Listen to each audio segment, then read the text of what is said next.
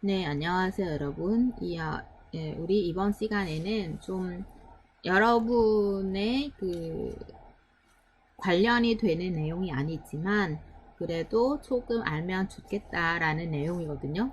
한국어 교육 과정의 모형은 이번에 두 번째 시간으로 지난번에 우리가 국제 통용 표준 한국어 교육 과정 모형은 살펴봤죠.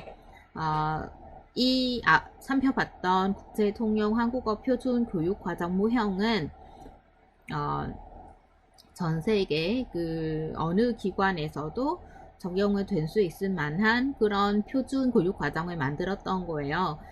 다른 기관에서 한국어를 가르치는데 참조할 만한 기준을 마련을 하기 위해서 만드는 것이에요. 그리고 어, 모든 기관이 다 통일을 해서 한국어를 가르치는 것이 아니에요. 즉 획일적인 교육 과정을 만들려고 하는 것이 아니라 그냥 참초 기준 만들었던 거 국제 통용 한국어 표준 교육 과정 모형이라는 것입니다. 그래서 이번에는 해외 초, 중, 등 학교 한국어 표준 교육 과정을 한번 살펴보겠습니다. 그래서 지금은 여러분 이번 시간에는 여러분의 두 가지 학습 목표를 가지고 하는데요. 첫 번째는 해외 한국어 교육기관의 현황. 지금은 해외에서 한국어를 가르치는 어떤 교육기관, 현지 기관을 말고 한국 정부에서 운영을 하고 있는 한국어 교육기관이 어떤 기관이 있는지 같이 알아보겠습니다. 그리고 해외 초, 중, 고등학교 한국어 표준 교육 과정의 내용을 이해하고 실체를 살피는 거예요. 그래서 지금은 중국에 어떻게 되는지 저는 모르겠지만 다른 나라는 저는 아직 알아보지는 못했지만 베트남의 같은 경우에는 지금 초, 중, 고등학교에서도 한국어 과목을 가르치고 있습니다. 그리고 꽤 많은 초, 중, 고등학교에서 지금 한국어를 가르치고 있거든요. 제2 외국어로서. 그래서 이런 내용에 대해서 알면 앞으로 자기 외국의 자국에 들어가면 초, 중, 고등학교에서도 한국어 강사가 될 수 있는 기회가 있을 거예요. 네, 그러면 같이 알아보겠습니다. 먼저는 한국어 국외 보급 정책은 먼저 알아보고요. 한국어 국외 보급 정책의 역사적인 전개, 한국어 국외 보급 정책 현황, 한국어 보급 정책의 확대. 먼저는 한국어 국외 보급 정책에 대해서 같이 알아볼까요? 역사적으로 어떤 거 있는지. 네. 일단은 여러분 지금 네, 잠시만요. 해외 중고등학교 한국어 교육 과정이 조금 이해를 쉽게는 해드리려면 제가 보충적으로 말씀을 드리는 게 있어요. 예를 들어서 여러분도 초, 중, 고등학교에 다녔을 텐데 제2 외국어는 어떤 외국어를 공부를 하였나요? 네, 어떤 친구는 주로 영어를 공부를 했고요. 그 외에는 프랑스어, 러시아, 아니면 중국어, 예, 초, 중, 고등학교에서 이렇게 제2 외국어, 일본어, 그죠? 일본어도 있고요. 그래서 이렇게 우리는 초, 중, 고등학교에서 영어를 공부를 하는 듯이 지금도 해외에서, 한국 말고 해외에서 한국어를 제2 외국어로서 가르치고 있는 거예요. 그래서 물론 여러 나라에서 한국어를 제2외국어로서 선정을 할 수 있도록 정부에서 노력을 해야 하는 경우도 있기는 하지만 그런데 우리 이제 해외 초중 고등학교 한국어 표준 교육 과정은 개발을 하는 이유는 조금 더 안정적이고 효율적으로 한국어 교육을 위해서 표준 교육 과정을 만들어야 한다라는 의미입니다. 네. 그러면 넘어가겠습니다. 인다는 한국어 국외 보급 정책을 먼저 역사적으로 살펴보면 재외 동표에 대한 민족 교육 차원에서 먼저 시작은 하고요. 그래서 1950년대부터 이루어졌습니다. 일본 내 제1동표는 일본에 있는 한국 사람들이에요. 거기에서 민단과 초총련 사이가 경쟁이 있어요. 여러분 아마 민단과 초총련 무슨 뜻인지 모르는 것 같은데요. 민단은 쉽게 이해하려면 한국 제민동표, 한국인이에요. 그리고 여기는 조선인, 북한. 그래서 이렇게 조금 더 민단과 초총련의 사이의 경쟁에 좀 조선인 아니면 북한 여기에서 이렇게 사이가 경쟁이 좀 일어났어요. 그래서 한국 정부에서 민단의 활동을 보호하기 위해서 한국 정부가 일본 내 민족학교와 민족학급 설립은 좀 지원을 하고요. 네, 역사적으로 그렇습니다. 그리고 해외 이민이 늘면서 해외 동표 후손의 한국어와 한국 문화 교육의 필요성이 제기되었습니다. 1990년대에는 실질적인 의미의 한국 정부가 외국어로서 한국어 개념으로 한국어를 국외에서 보급을 하기 시작하였어요. 그래서 이제는 먼저 한국어 보급하는 정책이 처음으로 시작하는 시기에서는 재외 동표를 위해서 한국어 또한 한국 문화를 가르치기 위해서 하는 것부터 시작을 하였죠. 문화부의 어문 정책에 국어의 국외 보급 활동이 포함이 되어 있고, 그리고 이때는 어문관은 서울대학교 어학연수소에 의뢰를 해서 한국어 교재 인정 3권을 개발을 하였어요. 네, 그래서 1990년대부터 교재를 개발을 하기 시작하였고, 그리고 1993년 일본 정부 이후 세계화의 강한 기운으로 일면서 한국어의 국외 보급 정책이 활발해졌어요. 네, 그래서 한국어 국외 보급 정책이 활발해지는 시기는 1993년이고요.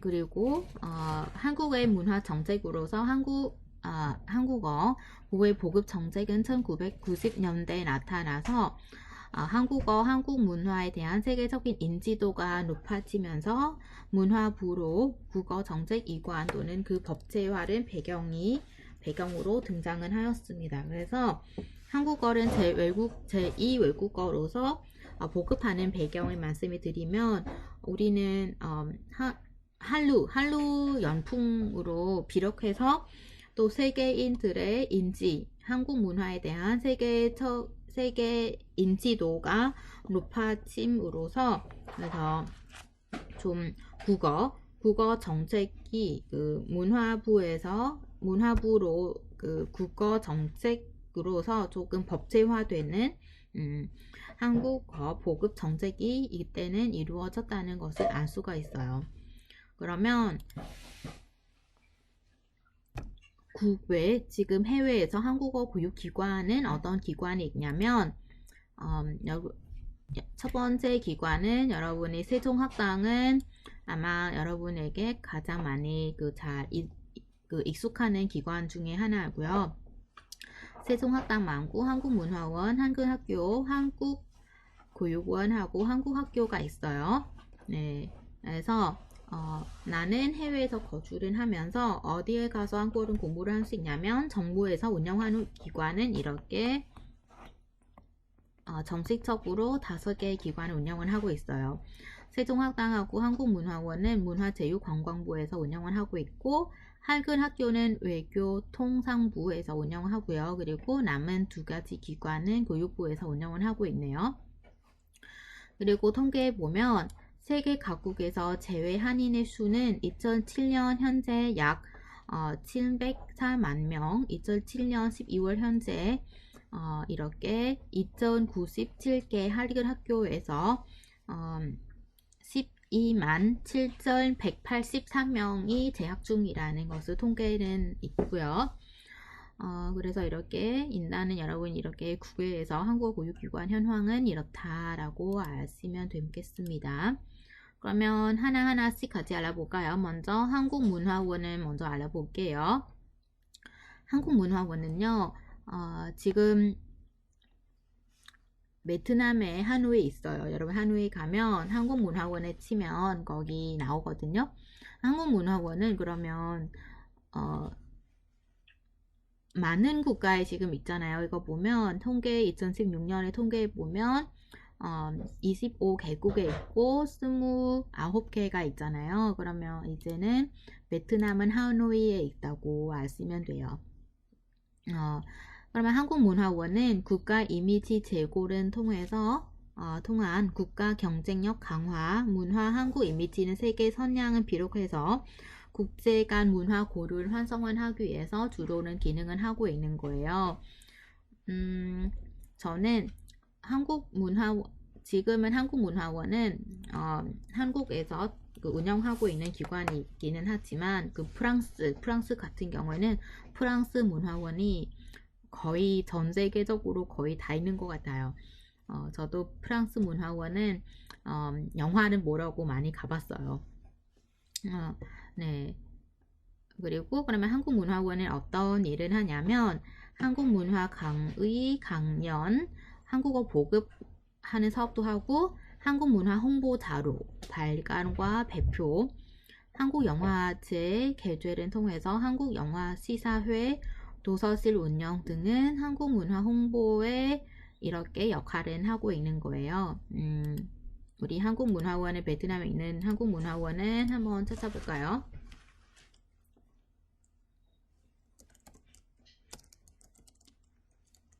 한국문화원 이렇게 나오죠. 주 베트남 한국문화원 이렇게 홈페이지에 나와 있어요.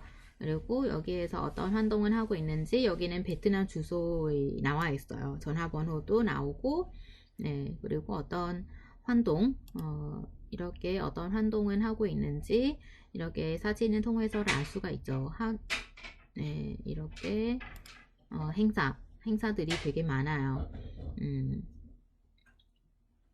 이렇게 책으로 이렇게 책 전시도 있고 한국 문화의 날도 행사도 있고 전통 음식 전통 음식이라든지 특별 기획전 여러 가지 행사를 지금 주제를 하고 있는 한국 전통 음식 체험하는 행사라든지 전통 공연 또는 페스티벌 전시회 미순전 여러 가지 행사를 하고 있는 거예요. 그래서 이렇게 다양한 행사를 하고 있는 것을 알 수가 있어요. 그리고 한국문화원의 한국어 강좌는 한국어를 배우고자 하는 현지 일반 대중은 대상으로 하고 있는 거예요. 그래서 한국문화원은 주로 하는 활동은 한국어만 가르치는 것이 아니지만 그래도 한국어 수업도 있어요. 네, 거의 무료로 수업을 하고 있는 것으로 제가 알고 있어요. 네. 그러면 두 번째 기관을 살펴보겠습니다. 두 번째 기관은 세종학당이에요. 여러분도 세종학당은 같이 알아봐 보았지만 다시 한번 말씀드릴게요. 세종학당은 문화체육관광부가 관련 정책을 견정하고 이렇게 세종학당재단에서 주관하는 대한민국 한국어 보급기관 통합 브랜드예요. 한국문화원 같은 경우에는 한국어만 가르치는 것이 아니고 여러 가지 행사, 문화 홍보, 영화제 개최, 영화 시사회, 도서실 운영 등의 한국 문화 보급하는 차원에 더 강한다면 세종학당은 주로 한국어 보급 기관이라는 것을 알 수가 있죠. 외국어 제외고로서 한국어를 배우고자 하는 현지인 대상으로 한국어, 한국 문화를 교육하고 알리는 기관입니다. 네.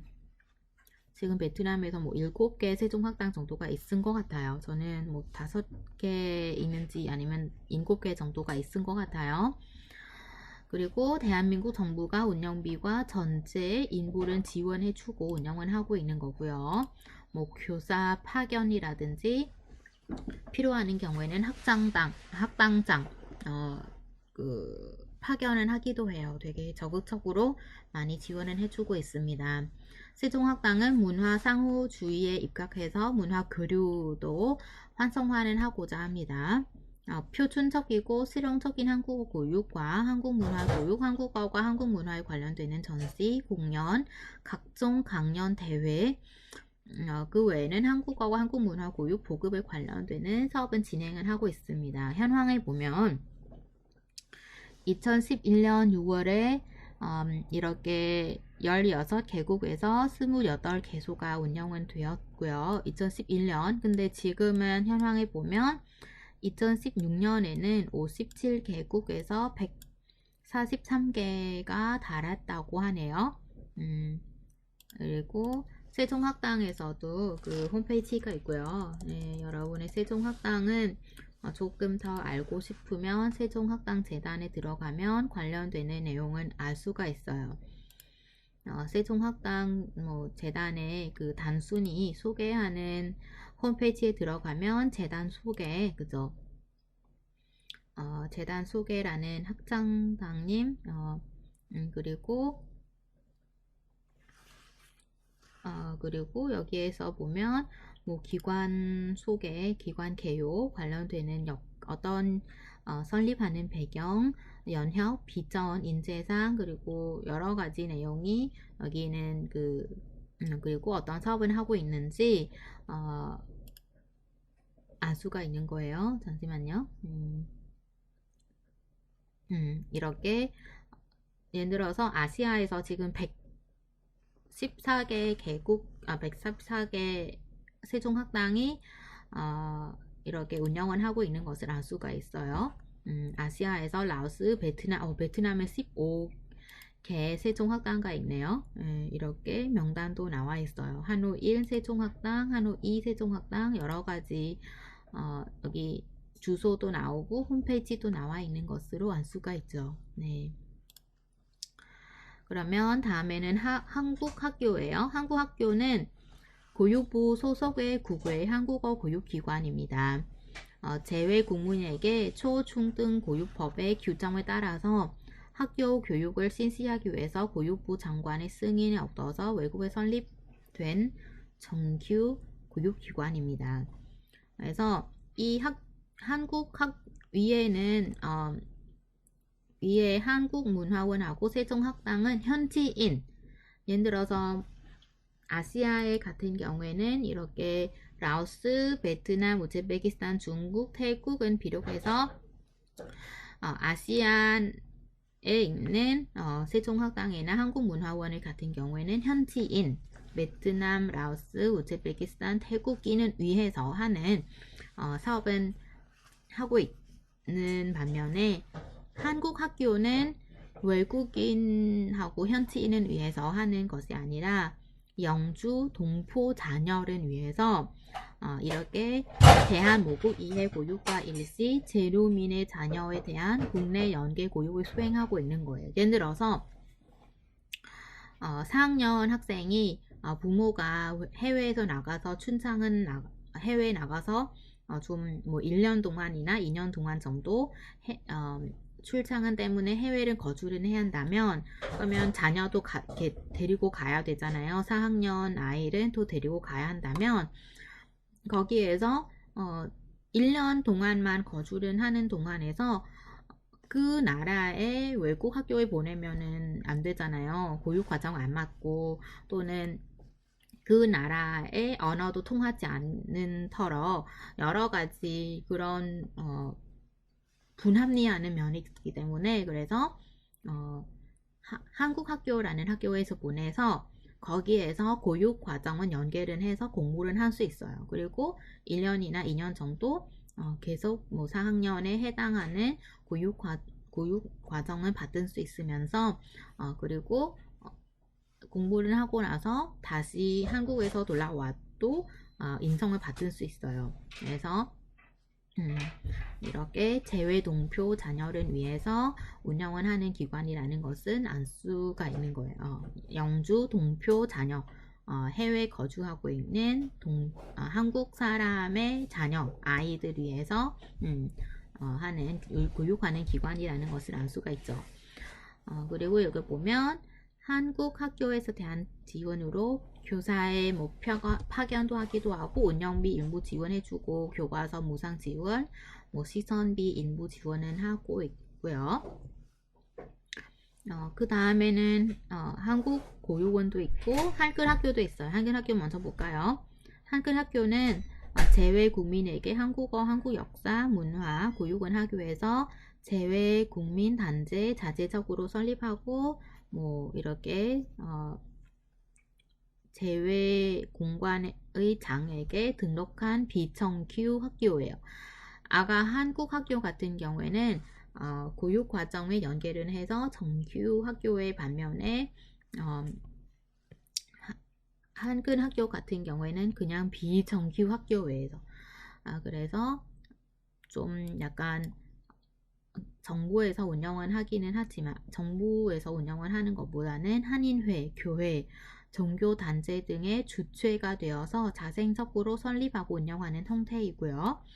물론 좀 교육환경 개선이라든지 한국어 교육 활성화 지원 등을 목적으로 재외 동표제단을 통해서도 지원을 받을 수 있는 거예요. 네, 그러면 결론을 말씀드릴까요? 한국어 보급 정책은 확대를 하는 그 이유는 한국어 학습 분위기가 고조를 하는 것라는 이유로 국제사회에서 한국 이상과 한국 기업의 브랜드 가치가 상승을 하면서 한류의 영향도 받으면서 한국 기업의 해외 진출이 확대를 해서 이렇게 전 세계인의 한국 문화에 대한 인지도가 높아짐으로써 그래서 이렇게 한국어 능력 시험 응시자 급증, 한국어 학습 연기가 조성이 되는 한국에 대한 관심이 크게 고조가 되었기 때문에 그래서 이렇게 한국어 보급 정책이 실행이 되는 배경이 되었습니다. 네, 그러면 이렇게 한국 정부의 해외 한국어 보급 정책 확대는 뭐 해외 초중등학교 내 한국어 재택 지원, 한국어 능력시험 활성화, 한국어 보급 브랜드 통합 등의 다양한 한국어 보급 정책과 이렇게 수립하고 추진할 수 있는 것은 알 수가 있습니다. 네, 그러면 다음 영상에서 우리 해외 중고등학교 한국어 표준 교육 과정을 개발하는 필요성에 대해서 이어서 말씀드리겠습니다. 모두 수고하셨습니다.